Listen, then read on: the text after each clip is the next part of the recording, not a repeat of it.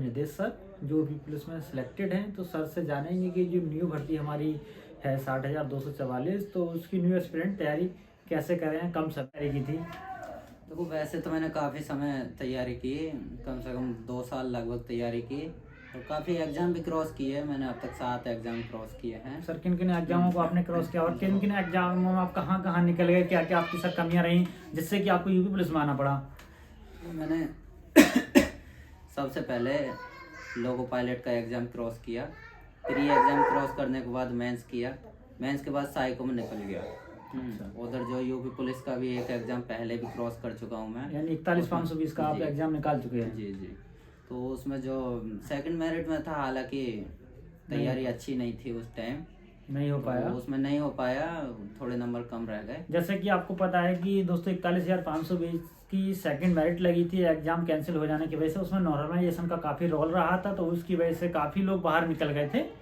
तो सर उसी वैकेंसी से बाहर निकले थे, फिर सर का सिलेक्शन 49,568 में हुआ। सर आपने और कौन कौन से एग्जाम अपने निकाले थे? बाकी मैंने SSC GD CGL प्री 2018 वाला और CTET भी निकाल रखा है। देखिए सर ने एग्जाम काफ़ी निकाल रखे हैं, लेकिन क्या है, देखिए इससे यूपी पुलिस से अच्छे अच्छे एग्जाम निकाल रखे हैं। CPO, देखिए CPO एक अच्छी खासी सेंट्रल लेवल में आपकी जॉब रहती है। CGL सर देखिए CGL निकाल रखे हैं, लेकिन CGL का थोड़ा मान लीजिए सिलेबस भी ज़्यादा है, एग्जाम भी ज़्यादा है, तो देखिए कहीं प्री निकल जाता है तो कहीं मेन में नहीं हो पाता ये सब उसमें। और अभी कुछ दिन पहले एक NTPC का भी प्री क्लियर किया, लेकिन मेंस नहीं हो पाया, क्योंकि ड्यूटी के दौरान पढ़ने को जो समय नहीं मिल पाता। तो सर क्या आपकी अभी भी रेगुलर ही तैयारी चल रही है? हाँ सर बिल्कुल, अभी जो RO के एग्जाम के लिए तैयारी है। अच्छा सर, 11 तारीख में आपका RO लगा है, 11 फरवरी को सर, उसके लिए बराबर प्रिपेयर हैं RO के एग्जाम के लिए। स्पेशली जो समीक्षा अधिकारी की इसमें पोस्ट रहती है, रेवेन्यू ऑफिसर वगैरह इसमें आपके बनते हैं, तो सर उसकी तैयारी अभी लगे हुए हैं। और सर आगे क्या है आपका कि सर आप कब तक थकेंगे नहीं, जब तक आप रुकेंगे नहीं? देखो मेरा मानना तो यह है, जब तक अपना लक्ष्य प्राप्त न करो तब तक मत रोको, तब तक नहीं पूरी शिद्दत के साथ अगर जो तैयारी करोगे तो कामयाबी अवश्य मिलेगी। सर आप कुछ स्टूडेंटों के बारे में कुछ ऐसा बोल दीजिए जिससे कि सर बच्चे मोटिवेट रहें और अपनी तैयारी को अच्छे से करते रहें। मैं तो यही बोलूँगा आप लोगों को भाइयों कि अगर जो आपको आम लोगों की भीड़ से निकलना है तो कुछ करना पड़ेगा। उठो जागो, अभी भी समय है, पढ़ो, अपनी एक पहचान बनाओ, माँ बापों का नाम रोशन करो। मैं तो आइए सर से जानकारी करते हैं। सर बताइए अपने बारे में। नमस्कार दोस्तों, मेरा नाम निदेश कुमार, मैं वर्तमान में लखनऊ में पोस्टेड हूँ। जैसा कि दानिश भाई ने बताया न्यू वैकेंसी के बारे में, कैसे नए छात्र तैयारी करें, तो आप लोगों को ज़्यादा कुछ नहीं करना है। सबसे पहले जो आपने अभी तक जो तैयारी की है उसका बार बार रिवीजन करते रहें और साथ ही प्रैक्टिस सेट लगाएं। नहीं सर, जैसे कि मान लीजिए 40 से 45 दिन अब एग्जाम में हैं, मान लीजिए जैसे 11 फरवरी को एग्जाम दे रखा है, लेकिन 11 तक नहीं, लेकिन 20 फरवरी तक एग्जाम 100% है कि हो जाएगा। तो सर समय तो 40 से 50 दिन का ही हमारे पास है। तो न्यू एस्पिरेंट जैसे हैं जिन्होंने बिल्कुल तैयारी नहीं की, जो इस इंतजार में बैठे रहते हैं कि हम जब वैकेंसी आएगी हम तब तैयारी करेंगे, अब उनके पास समय रहा नहीं है, तो वो इतनी जल्दी क्या क्या पढ़ें, क्या कवर करें, तो सर उसके बारे में कुछ बताइए। जैसे कि आपने कई बार एग्जाम क्लियर किए हैं, जैसे हम अब दोस्तों आपको कई बार बता भी चुके हैं, सर की वीडियो आ भी चुकी हैं, तो आज फिर एक बार हमारे साथ सर हैं, सर बताइए। देखो मैं तो यही बोलना चाहूँगा, जिन लोगों ने अभी तक बिल्कुल भी तैयारी स्टार्ट नहीं की है वो अब YouTube की हेल्प लें और साथ ही अपनी किताबों में फोकस करें। अब कोचिंग जाने से इतना लाभ नहीं होगा जो मेरा मानना है। बाकी आपको अगर जो कोचिंग भी सहायता लेनी कोचिंग की तो भी ले सकते हैं। वैसे निरंतर जो YouTube पर क्लास देखते रहें, काफ़ी सारे लोगों की वीडियो पड़ी हैं। हाँ सर, जैसा लास्ट समय है तो लास्ट समय में ऑफलाइन कोचिंग बेहतर है या ऑनलाइन कोचिंग बेहतर है? देखो मैं तो यही कहना चाहूँगा, ऑनलाइन में जो भी टीचर्स पढ़ाते हैं वो एक सिलेबस जैसे भी है। अब कोई दूर दराज वाले हैं, बहुत से लोग हैं जो प्राइवेट कंपनियों में जॉब करते हैं, अब उनको भी इस भर्ती में मौका मिला है क्योंकि उम्र सीमा काफ़ी बढ़ा दी गई है, तो सब वो तैयारी करना चाहते हैं। तो लास्ट समय में कोचिंग, ऑफलाइन कोचिंग ज्वाइन कर लें, ऑनलाइन आप सब बेहतर क्या रहेगा, आप बताइए सर। देखो ये आप पे डिपेंड करता है। अगर जो आपके पास अभी भी समय है और आप जॉब पे हैं तो जाहिर सी बात है समय नहीं मिल पाएगा। अगर जो आप जॉब पे हैं तो आपको ऑनलाइन कोचिंग ही लेनी पड़ेगी, ऑनलाइन क्लास ले सकते हैं। अगर जो आप घर पे रह रहे हैं तो ऑफलाइन के साथ साथ ऑनलाइन भी ले लो। सर जैसे दोस्तों कि अभी आपके पास मात्र 1.5 महीना बचा है और लास्ट ही समय है और आपकी वैकेंसी काफ़ी बड़ी भर्ती है, मान लीजिए 60,000 भर्ती है। तो यूपी में देखा जाए तो एक सबसे बड़ी भर्ती है इस समय। अभी तक हमारे संपर्क में ऐसी कोई भर्ती इतनी बड़ी हुई नहीं है हमारी नॉलेज में, लेकिन काफ़ी बड़ी भर्ती है। तो इसमें सबको मौका है, जो बेहतर अपनी तैयारी कर लेगा वो निकाल के इसमें ले जाएगा। उसको दोबारा ये मौका ना मिले कि हमें भर्ती नहीं मिली। तो देखिए एज की भी काफ़ी समय सीमा है इसमें, 30 साल ओबीसी के लिए कर दी गई है और जनरल वालों के लिए 25 कर दी गई है और लड़कियों के लिए 28 वर्ष है। तो ये काफ़ी इसमें दे रखा है। तो सर ये बताइए कौन कौन सी बुकें हैं दोस्तों को फॉलो करनी चाहिए जिनसे काफ़ी अच्छा रेस्पॉन्स रहता है। देखो मेरा मानना तो यही है साथियों कि आप अपनी हिंदी को बेस्ट बनाएं और रीजनिंग को बेस्ट बनाएं। जाहिर सी बात है जीएस सबकी सेम होती है, जीएस सबकी का सेम कोई होती है, पता नहीं होता जीएस कहाँ से क्या आ जाए, पूरे ब्रह्मांड में से कुछ भी आ सकता है आपके सामने। तो आप ना ज़्यादातर फोकस जो हिंदी और रीजनिंग ये है आपके स्कोरिंग सब्जेक्ट है, स्कोरिंग सब्जेक्ट है। लेकिन सर लास्ट समय में जैसा टेस्ट सीरीज का कितना अहम रोल रहता है, तो हमें टेस्ट सीरीज कैसे लगानी चाहिए, क्या डेली टेस्ट सीरीज हमें लगानी चाहिए? ये बात बहुत अच्छी बोली दानिश भाई आपने।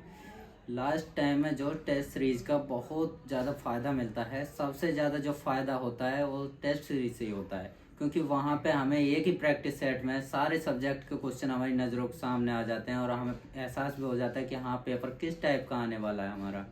एक बच्चे को अपने आप अंदर से ही पता चल जाता है कि हाँ आपकी बार जो पेपर किस हिसाब का आएगा, किस लेवल का आएगा, उसके पढ़ने के हिसाब से पता चल जाता है। उसके हिसाब से पता है कि टेस्ट सीरीज हम लोग मान लीजिए सभी लोग लगाते हैं, तो टेस्ट सीरीज का अहम रोल हमारा टाइम मैनेजमेंट में रहता है कि हम टाइम को कैसे मैनेज कर पाते हैं इसमें। फिर सर जैसे अब लास्ट तो समय चल ही रहा है, तो जैसे आपने सर बताया कि रीजनिंग है, तो रीजनिंग सर जैसे 56-57 क्वेश्चन की इसमें रीजनिंग रहती है। सिलेबस के अकॉर्डिंग अलग चीज़ें हैं, जैसे सिलेबस में आपके 37-38 का दे रखा है, लेकिन उतना नहीं इसमें आता है, यानी कि मैथ की चीज़ें रीजनिंग में जुड़ के आ जाती है। तो सर हम रीजनिंग पे और हिंदी पे जब अगर ज़्यादा फोकस करते हैं तो हमारे कितने चांस बढ़ जाते हैं सिलेक्शन के? देखो हिंदी और रीजनिंग की अहम भूमिका होती है यूपीपी के एग्ज़ाम में। अगर जो आपकी हिंदी और रीजनिंग बेस्ट है तो आपका नंबर पक्का है। अच्छा सर टाइम टेबल को लेके बच्चों के मन में डाउट रहते हैं कि सर किस तरीके से टाइम टेबल फॉलो करना चाहिए, लास्ट समय है, कैसे टाइम को हम मैनेज करें। सर टाइम के बारे में थोड़ा बताइए, आप कैसे टाइम मैनेज करते थे? देखो मेरा मानना तो यही है, ये बच्चे के ऊपर डिपेंड करता है कि आप टाइम कितना दे सकते हो, किस टाइम दे सकते हो। कभी कभी किसी लोगों को, कुछ स्टूडेंटों को रात में पढ़ने का शौक़ होता है, कुछ को दिन में पढ़ने का शौक़ होता है, तो वो अपने अकॉर्डिंग ही टाइमिंग सेट कर सकते हैं कि हमें किस टाइम पढ़ना है और कितना टाइम देना है। लेकिन सर वो चीज़ें तो तब डिपेंड करती हैं जब आपके पास बहुत समय है, आपको समय मतलब सालों में आपके पास समय है, आप एक तैयारी में जुड़े हैं। लेकिन जब लास्ट समय आ जाता है तो सर लास्ट समय मेरा मानना है कि एक समय के अकॉर्डिंग अगर आप देखेंगे कि मैं 4 घंटे पढ़ लूँ, 6 घंटे पढ़ लूँ तो मेरा हो जाएगा। मुझे नहीं लगता कि सर लास्ट समय में टाइम को हमें देखना चाहिए। नहीं, ऐसा कुछ नहीं है कि लास्ट समय में अगर जो ज़्यादा पढ़ोगे तो ज़्यादा अच्छा कर पाओगे। मेरा मानना यही है कि आप ना अपने बरकरार डेली बेसिस से पढ़ते रहें, लेकिन प्रैक्टिस सेट पे ज़्यादा ध्यान दें। प्रैक्टिस सेट पे ज़्यादा ध्यान देना है सर।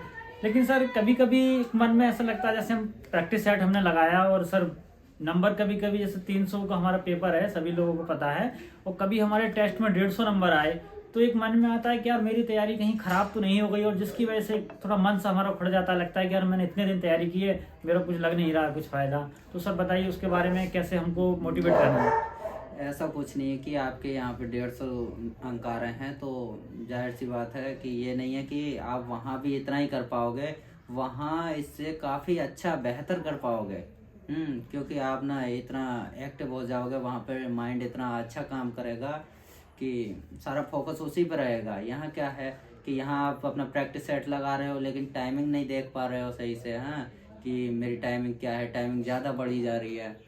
और इतना मतलब इंटरेस्ट भी नहीं ले रहे हो, वो देख रहे हो कि हाँ यार घर पे ही तो बैठ के दे रहे हैं, ये घर पे ही तो सॉल्व कर रहे हैं, तो इतना मतलब एक्टिव नहीं रह पाओगे। वहाँ जो पूरा फोकस आपका पेपर पे रहने वाला है तो आप वहाँ काफ़ी अच्छा कर पाओगे। ठीक है सर, ये तो सब तैयारी की बातें हो गई। सर जैसा आप सर्विस में हैं, तो सर एक सर्विस में इसमें पुलिस में आने के बाद स्पेशली अपने मन में क्या लगता है कि हम यार इस जॉब में आए हैं, तो क्या एक खुशी सी मिलती है अंदर से? सर उसके बारे में थोड़ा बताइए। देखो जॉब में आने के बाद काफ़ी खुशियाँ हैं। सबसे पहले तो ये है कि आप एक आम आदमी की भीड़ में से निकलकर सरकारी कर्मचारी बन जाते हो और अपने आप में एक पहचान कायम करते हो। अपने आप में एक पहचान कायम होती है, लोगों से मिलना जुलना आपका रहता है। मान लीजिए आप किसी भी डिस्ट्रिक्ट से हैं तो आप आल, जैसे यूपी की आपकी जो उत्तर प्रदेश की, आप आल उत्तर प्रदेश में कहीं भी घूमेंगे, कहीं भी आपकी पोस्टिंग हो सकती है। और पोस्टिंग में नए नए लोगों से आपका मिलना जुलना रहता है, तो काफ़ी अच्छा लगता है। तो आइए दोस्तों की सर ने आपको पूरी स्पेशली जानकारी बता दी है, अपने बारे में पूरा डिस्कस बता दिया, और आप लोगों को क्या चीज़ें फॉलो करनी है, कैसे क्या करना है। तो आई होप दोस्तों कि आपको जानकारी पसंद आई होगी। अगर हमारी जानकारी पसंद आई हो दोस्तों, तो हम नेक्स्ट वीडियो आपके लिए ऐसी लेकर आते रहेंगे। तो दोस्तों हमारे चैनल को सब्सक्राइब कर लें, वीडियो को लाइक शेयर करना बिल्कुल ना भूलें। इसी के साथ वीडियो को समाप्त करते हैं। Thanks for watching.